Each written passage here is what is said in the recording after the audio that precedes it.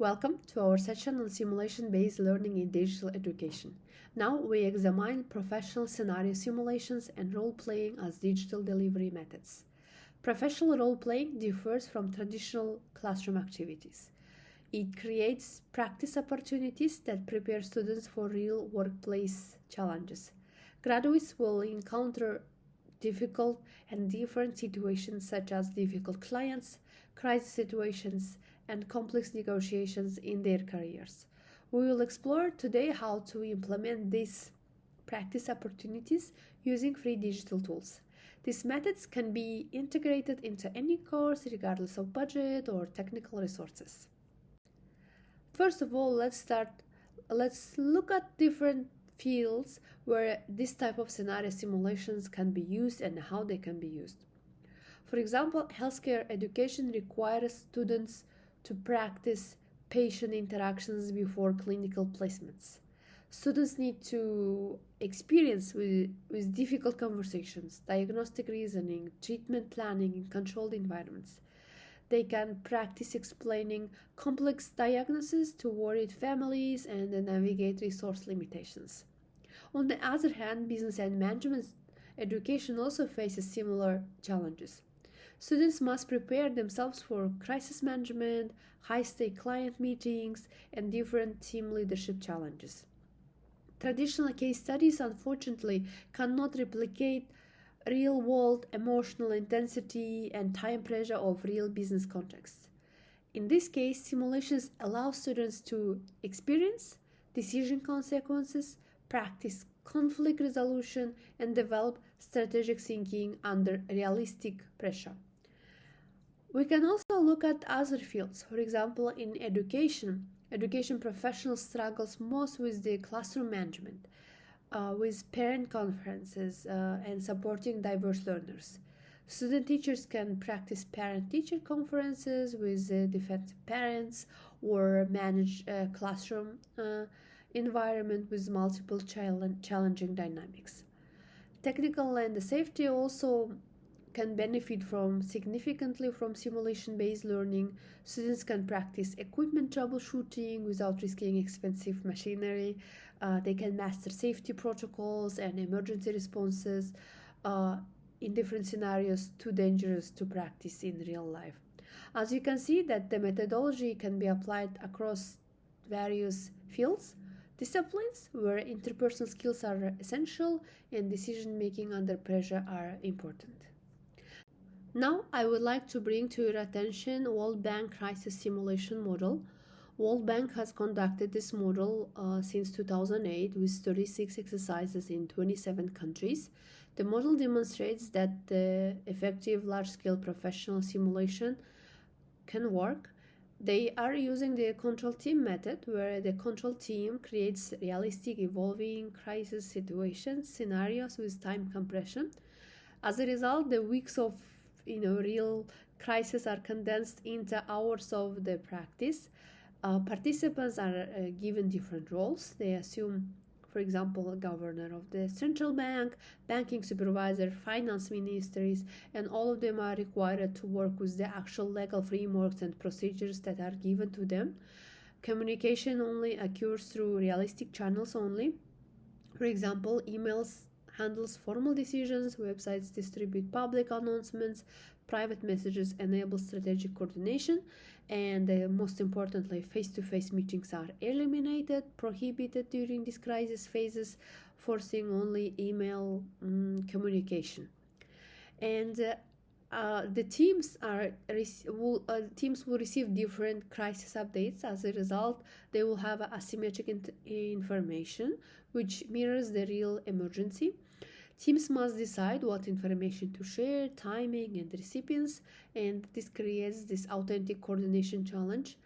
Results show that the 80% of the participants from World Bank, they request repeat experiences, indicating that this type of professional role-playing works in various organizations also. Now, to create such experience, how can we proceed? Similar simulations can be created using the freely available tools. For example, for this banking crisis simulation, we can first of all choose the most important platform, Zoom or Google Meets or MS Teams, where we can create different breakout rooms for the stakeholder teams, for the central bank in this case, for the finance ministry, for the banking supervision, for the opposition party, and each team will receive their private strategy space. Also, we might think of creating Slack or Discord channel to organize communication. So they might be, for example, public, where they distribute their own news from the team. And then we can also create private channels where they can handle the inner organizational communication, direct messages, so they can talk to each other and have negotiations. We also need to think about emails. So standard email accounts work for formal communication. We might create role-based addresses, or maybe we can use existing email accounts, so just with the clear subject protocols. The instructor should send different crisis updates to different teams, and as a result we might have this asymmetric information flow. And moving from this more comprehensive tool to the easier ones, just to get started, we might also use AI for these role-playing simulations. AI platforms can enable our individual student practices through these real professional scenarios, and the good thing is that students can access these tools anytime for skill development. How does it work?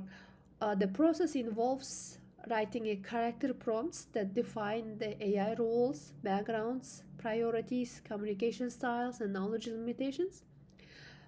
It might work in two ways. Students can copy these prompts into ChatGPT, Claude, or Gemini and engage in professional conversations.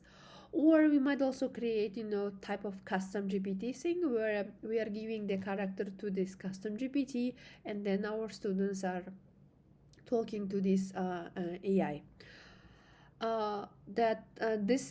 Using AI for this role playing, of course, has its own advantages and disadvantages, and the advantage is, of course, this 24/7 availability, that the AI can have this consistent character maintenance through these extended conversations, and also maybe one of the barriers can be removed, that elimination of peer awkwardness, in role-playing activities. Maybe some of our students are shy to do the role-playing in front of other people, and maybe as the stepping stone they might practice it with AI characters that maintain realistic conversations, and then further on they can go to the other levels. In this case, our assessments are focused on the student performance rather than the AI responses, of course. So students might submit their conversation screenshots, plus they might be also required to do reflections on the demonstrated professional skills like problem solving, negotiation, communication, and relationship management.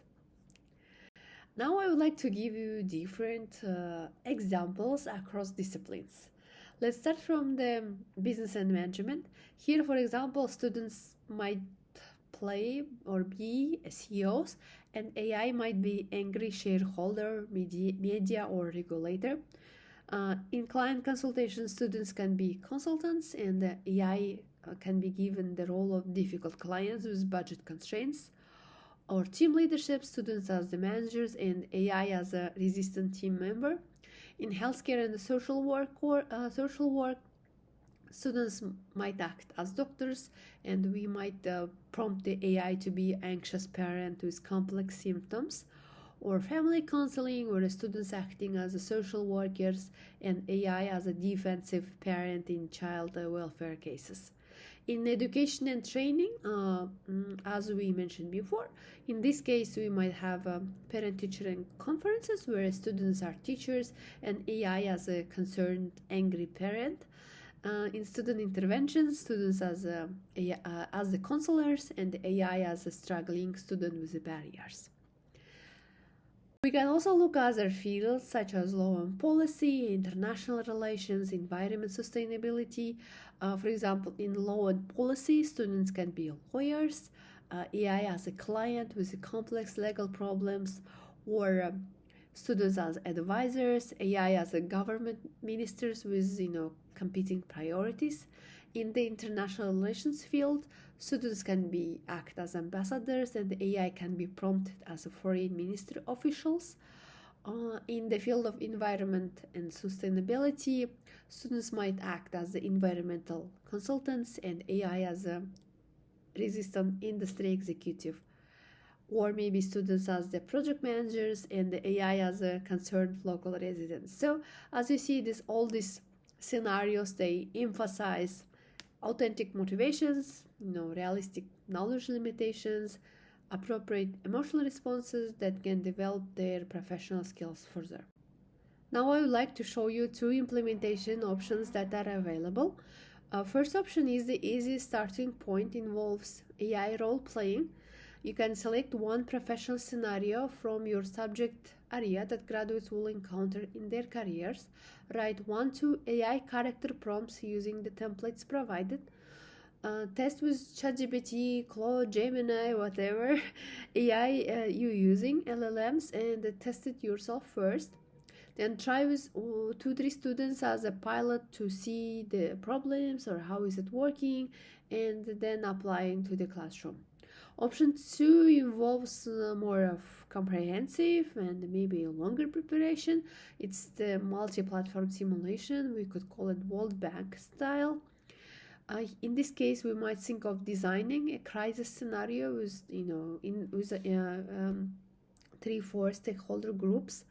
We need to establish Slack channels or Zoom breakout strategies, create different briefing documents for each team with conflicting information or priorities. Then we can conduct 60-90 minute simulation with a colleague feedback. Then the most important thing is that we need to start very small and build on successful elements, and probably it will be very difficult to take into consideration everything. So it's important to focus on creating this authentic professional practice rather than perfect simulation. So our main goal is to create different practice opportunities. Okay, these 4 indicators can be the proxy for the successful implementation. First of all, students are actively engaging with their assigned roles rather than superficial participation.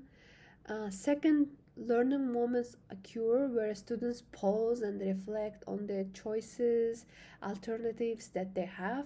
2-3 learning moments where students reflect, think about them.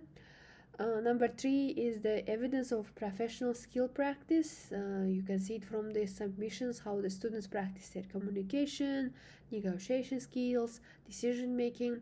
And lastly, instructor's confidence, your confidence that you're confident enough that it was good to use in your classroom, that you are ready to develop and improve it for the repeated use. And in this case, assessment methods remain simple. AI role playing requires screenshots plus structured reflections on demonstrated professional skills. In this multi-platform simulations, you might use show evidences of email threads and team decisions plus coordination challenge reflections.